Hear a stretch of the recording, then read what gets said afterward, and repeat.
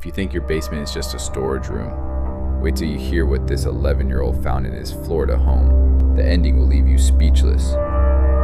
Jake was just a normal kid living in a quiet Florida suburb with his parents, but every night he heard strange noises coming from the basement. His parents always told him, it's just the old pipes. But one stormy night, the power went out. Jake's curiosity got the best of him. He grabbed his flashlight and crept down the creaky stairs.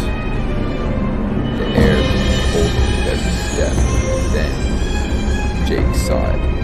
A small door he never noticed before cracked open. He pushed it wide and saw nothing but endless darkness.